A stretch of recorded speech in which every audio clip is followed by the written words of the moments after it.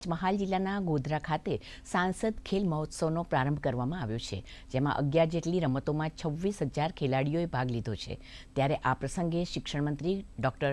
કુબેર ડિંડોરે આગામી સમયમાં યોજાનારી કોમનવેલ્થ અને ઓલિમ્પિક ગેમ્સમાં ખેલાડીઓ ભાગ લે તેવો આશાવાદ વ્યક્ત કર્યો હતો. તો આ કાર્યક્રમમાં સૌ લોકોએ આત્મનિર્ભર ભારતના નિર્માણમાં સહભાગી બનવા સ્વદેશી અપનાવવા માટે સામૂહિક સંકલ્પ લીધો હતો.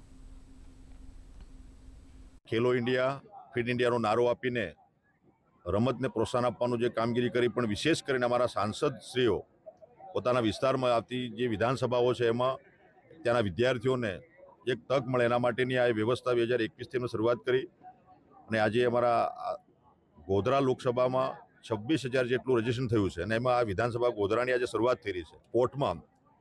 એમનામ જે સ્કિલ છે એ બહાર આવે અને એ સ્કિલને આગળ લઈ જવા માટે આપણે સ્પોર્ટ ઓથોરિટી જે ગુજરાત સરકાર એને મદદ કરી રહી છે. જ્યારે ગુજરાતમાં જ્યારે ઓલિમ્પિક માટે જ્યારે યજમાન દેશ ભારત બનવાના હોય ત્યારે અહીંયાથી ઠેઠ ગ્રામ્ય સુધીના જે ખેલાડીઓ જ્યારે આ સાંસદ ખેલ સ્પર્ધામાં આજે ભાગ લેવાના છે, ત્યારે જે નરેન્દ્રભાઈ મોદી સાહેબ આપણે યશસ્વી પ્રધાનમંત્રીશ્રીનું જે વિઝન છે કે દરેક નીચેના ગ્રામ્ય સુધીનો જે ખેલાડી છે એને રમતોમાં જે એમની એનામાં રહેલી શક્તિઓ છે જે બહાર આવે